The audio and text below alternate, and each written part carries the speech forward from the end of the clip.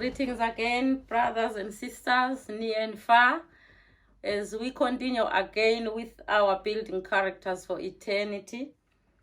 The last time we put out a video, it was on Dan and God, and this time we're going on with Naphtali and Asher.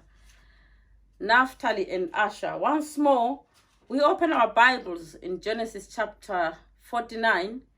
Jacob is talking to his biological children and yet speaking to his spiritual children. Who are you and me today? We're following the inspiration that Jacob had while speaking to his children by his deathbed, while he was in his deathbed, to each and every one of them, with such insight, talking to them in a way that brings us to realize as to who will go through the pearly gates and why and how. Let us hear talking to them concerning their characters literally, and our characters literally also as spiritual children as we prepare for the second coming of Christ. Let us hear what Jacob says to Naphtali and Asher as he pairs them together as he did with Simeon and Levi, that they are brethren, for they had similar characters. Let us hear what he says. Please read for us Genesis chapter 49, verse 20. Genesis chapter 49, verse 20.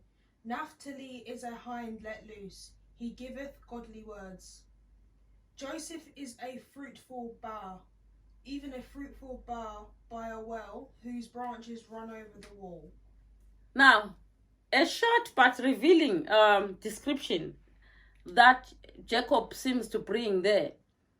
He just says those words that seem to be not so significant, and yet as we study the Bible and go beyond to see what is unseen, is not on the surface, and hear what is is not said, we come to realize so much about the import of the words of Jacob, so laden and so pregnant of meaning in them, because of the characters of what these two had shown to him while he watches them. He sees spirituality also that will come out of them. Naphtali, sweet-talking, handsome devil. I don't know if we've seen people like that. People who are, these guys were very pleasure-loving.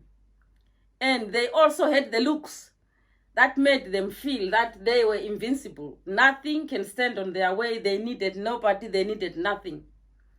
Naphtali, meaning wrestle. For Rachel said, she has wrestled with God in prayer, also with her sister. Naphtali was the second child of Bilhah, that is Rachel's handmaid. And Rachel gives him the name to say, I have wrestled with God, hence he has blessed me too. And I have also wrestled with my sister. You remember the womb was in Jacob's house. This was all the result of the birth of these children. Now, good looks and good living can sometimes lead people to real trouble. We hear Jacob talking about a hind that cannot be tamed. What is a hind? For those who know, is this the hind, which is very beautiful. It's a deer. It's a type of a deer, beautiful and desirable, yet impossible to tame. Have we seen people who are like that? They have looks. They have everything that everyone desires from them, and yet they cannot be tamed. They are wild and rebellious. They live by their own terms. They push the boundaries all the time, and they do whatever pleases to them. Whatever their eye sees, they follow. And wherever their heart desires, they will not be restrained. This was the type when likening Naphtali to a deer. That's what Jacob seems to be saying here. Naphtali is gifted, just like a deer is so gifted with all the beauty and everything that people admire. So gifted, but with no substance. His uncontrolled energy may one day prove to be his ruin. A deer just jumps wherever it's going, it's jumping, it's just focused in getting where it wants to go, but it does not look where it is jumping on, where or whatever is on its way. These are people also who, this is a kind of a character that seems to reflect someone who is even impulsive in their decisions in life. They are so full of themselves. They always think whatever they touch will be a move. So they don't take much thought of what they do or what might be the consequences, because they always think whatever they are doing, whatever they are laying their foot on is a success, because possibly for their looks or what people seem to like them a lot. People go around them. You've seen celebrities, people who seem to feel they've got it all that people need. So they don't really think much about others or what could turn around and be a negative. He may possibly leap over the fence, but most possibly land in the ditch. That's the kind of people like Naphtali. Naphtali is therefore pictured as an emotional person who often jumps into action before thinking it through. Naphtali, a charming, a handsome and sweet-talking as he was, he could not be relied upon. As unpredictable as a gazelle, his words and actions could not be trusted. Can you trust? Do you know where a gazelle is going to jump to next time when it's jumping? As beautiful as it may be, it is emotional. It is just easily scared. It will just jump anyway. It will trample on you if you stand on its way, if it feels it is time for its flight. Naphtali never think about the risk.